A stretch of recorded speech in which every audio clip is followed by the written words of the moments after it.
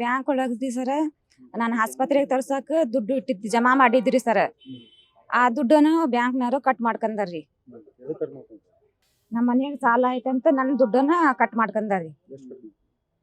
ಹೋದ್ ತಿಂಗಳ 4,500 ರೂಪಾಯಿ ಕಟ್ ಮಾಡ್ಕೊಂಡಾರಿ. ನಿನ್ನೆ 15,000 ರೂಪಾಯಿ ಕಟ್ ಮಾಡ್ಕೊಂಡಾರಿ ಸರ್. ನಿಮ್ ಕೂಟ ಮಾತಾಡಂಗಿಲ್ಲ ಅಮ್ಮ, ನಾವು ನೀವು ಏನ್ ಸಂಬಂಧ ಇಲ್ಲ ನಮ್ಗೆ. ಎಂಟ್ರಿ ಕೊಡ್ರಿ ಮೇಡಮ್, ಪಾಸ್ಬುಕ್ ಅಂದ್ರೆ ಮಾಡ್ಕೊಟ್ಟಿಲ್ರಿ ಮೇಡಮ್ ಸರ್ ಅವ್ರು. ಹಾ ಸರ್, ನಾನು ಗೃಹಲಕ್ಷ್ಮಿ ದುಡ್ಡು ಸರ್, ಅದು ನಾನು ಜಮಾ ಮಾಡಿದ್ವಿ ಸರ್ ಆಸ್ಪತ್ರೆಗೆ ತೋರ್ಸಾಕ. ಅವ್ರು ನಿನ್ನೆ 15,000 ರೂಪಾಯಿ ಕಟ್ ಮಾಡ್ಕೊಂಡಾರಿ.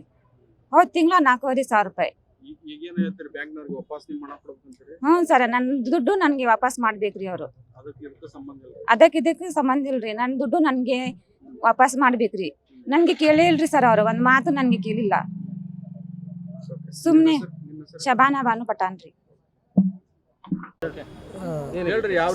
ಸರ್ 2 ಲಕ್ಷ ರೂಪಾಯಿ KVG ಬ್ಯಾಂಕ್ನಾಗ ಲೋನ್ ಮಾಡಿದ್ದಿತ್ತು ರೀ. ನಾನು ಪರ್ಸ್ನಲ್ ಲೋನ್ ಮಾಡಿದ್ರಿ. ಬಟ್ ಕಟ್ಕೊಂತ ಬರ್ತಾ ಇದ್ದೆ. ಒಂದು 3 ತಿಂಗಳಿಂದ ಒಂದು ಸಣ್ಣ ಸಮಸ್ಯೆಗೆ ನನಗೆ ಕಟ್ಟೋದಾಗಲಿಲ್ಲ ಸರ್, ದುಡ್ಡು ಕಟ್ಟೋದಾಗಲಿಲ್ಲ. ಆ ಉದ್ದೇಶಕ್ಕೆ ನಾನು ಪೆಂಡಿಂಗ್ ಇಟ್ಟಿದ್ದೆ, ನಾನು ಲೋನ್ ಅಮೌಂಟ್ ಪೆಂಡಿಂಗ್ ಇಟ್ಟಿದ್ದೆ. ನಿನ್ನೆ ನಮ್ಮ ಹೆಣ್ಮಕ್ಳ ಖಾತೆ ಒಳಗಿಂದ 15,000 ರೂಪಾಯಿ ಕಟ್ಟಾಗೈತೆ ಸರ್. ಅವ್ರದ್ದು ಸಪ್ರೇಟ್ ಖಾತೆನ ಬೇರೆ ಐತ್ರಿ, ನನ್ನ ಖಾತೆನ ಬೇರೆ ಐತ್ರಿ. ಅವ್ರದ್ದು ಗೃಹಲಕ್ಷ್ಮಿ ದುಡ್ಡು ಬರ್ತಿತ್ತು ರೀ. ನಾ ಅವ್ರಿಗೆ ಫಸ್ಟು ಹೇಳಿದ್ದೆ, ಈಗ ಆಸ್ಪತ್ರೆಗೆ ತೋರಿಸ್ಕೋಬೇಕನ್ನಾಗುಂತಿ, ನಿನ್ನ ಕಡೆ ತಕ್ಕಂದು ಇಟ್ಕ, ನಾವು ಹೋಗೋ ಟೈಮಿಗೆ ಸಿಗಂಗಿಲ್ಲ ಅಂಥೇಳಿ.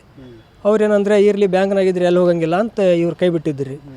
ನಿನ್ನೆ ಮಲ್ನಾಡ್ ಹಾಸ್ಪಿಟ್ಲಿಗೆ ಹೋಗಿ ತೋರಿಸ್ಕೊಂಬರ್ಬೇಕಂತ ಮಲ್ನಾಡ್ ಹಾಸ್ಪಿಟ್ಲಿಗೆ ಹೋಗಿದ್ವಿ ರೀ. ನಾವು ಹೋದ ಟೈಮ್ನಾಗ ಮೆಸೇಜ್ ಬಂತು ರೀ 15,000 ರೂಪಾಯಿ ಕಟ್ಟಾಗೈತೆ ಅಂತೇಳಿ. ನಾವೇನು ಮಾಡಿದ್ವಿ, ಬ್ಯಾಂಕ್ ಒಬ್ಬ ಸಿಬ್ಬಂದಿ ಇದ್ರು, ಪಿಗ್ನಿ ಕಲೆಕ್ಟರ್, ಅವ್ರು ಕೇಳಿದ್ವಿ ನಾವು. ಹೌದ್ರಿ, ಮತ್ತು ನೀವು ಕಟ್ಟಿಲ್ಲ ಅಂದ್ರೆ ಯಾರ್ದಾದ್ರೆ ನಾವು ತಕ್ಕಂತೇವೆ ಅಂದ್ರೆ ಅವ್ರು ಅನ್ನತ್ಲಿ. ಇವತ್ತು ಡೈರೆಕ್ಟ್ ಬ್ಯಾಂಕಿಗೆ ಹೋದಿರಿ, ನಾವು ಕೇಳಿದ್ರೆ ಆತಂತೇಳಿ. ಅವ್ರು ಏನಂತಾರ, ನೀವು ಸಾಲ ಕಟ್ಟಿಲ್ಲ ಅಂಥೇಳಿ ಏನು ಹಂಗೆ ಸುಮ್ಮನೆ ನೋಡ್ಕೊಂತ ಕುಂದ್ರ ಬರ್ತೈತೇನ, ಗೃಹಲಕ್ಷ್ಮಿದಾದ್ರೇನ ಯಾರ್ದಾದ್ರೇನ ನಾವು ತಕ್ಕಂಡೇವಿ, ಅದಕ್ಕೇನು ನಾವು ಕೇಳ್ಬೇಕಂತೇನಿಲ್ಲ, ತೆಗ್ದೇವು ನಾವು 15,000 ರೂಪಾಯಿ ಅಂದ್ರಿ ಅವರು. ಇದಕ್ಕಿಂತ ಹಿಂದೆ 4,500 ರೂಪಾಯಿ ಒಂದು ಕಟ್ಟಾಗೈತೆ ರೀ. ಬಟ್ ನಾವು ಅದು ಕೇಳಿದ್ದಿಲ್ಲ ಸರ್. ಅದು ಇವಾಗ ಪಾಸ್ಬುಕ್ನಾಗ ಎಂಟ್ರಿನ ಐತ್ರಿ, ಅದು ಲೋನ್ ಅಮೌಂಟ್ ಅಂತೇಳಿ. ಅದು 4,500, ಇದು ಒಂದು 15,000. ಇವತ್ತು ಕೇಳಿದ್ರೆ ನಂತರ ನೀವು ಎಲ್ಲಿ ಹೋಗಂಗಿದ್ರು ಹೋಗ್ರಿ, ನಾವು 100 ದಾರಿ ಅದಾವೆ. ನಾಮಿನಿ ಏನಿಲ್ಲ ಸರ್, ನನ್ನ ಸಾಲಕ್ಕೆ ಜಾಮೀನ್ದಾರ ಬೇರೆ ಅದಾರ ಸರ್. ಇವರು ನನ್ನ ಖಾತೆಗೆ ಸಂಬಂಧ ಇಲ್ದಂಗೆ ಐತೆ ಸರ್ ಈಗ ಅದು. ಬಟ್ ಅಮೌಂಟ್ ಅಂತೂ ಕಟ್ ಆಗೈತೆ ರೀ ಇವ್ರದ್ರ ಸರ್. ಇನ್ನೂ 1,80,000 ಸಾಲ ಐತೆ ಸರ್. ಬಟ್ ನಾನು ಅದು ಕಟ್ತಿದ್ದು ಸರ್. ನಾನು ಇದು ಸ್ಲಮ್ ಬೋರ್ಡ್ ಒಳಗೆ ಒಂದು ಗೃಹ ನಿರ್ಮಾಣಕ್ಕೆ ಅಂತೇಳಿ ಒಂದು ಲೋನಿಗೆ ಅಪ್ಲೈ ಮಾಡಿದ್ರಿ. ಬಟ್ ಆ ಕಾರಣಕ್ಕೆ ನಾನು ದುಡ್ಡು ಹಾಕಿದ್ದು ಸರ್, ಸಾಲ ಮಾಡಿ.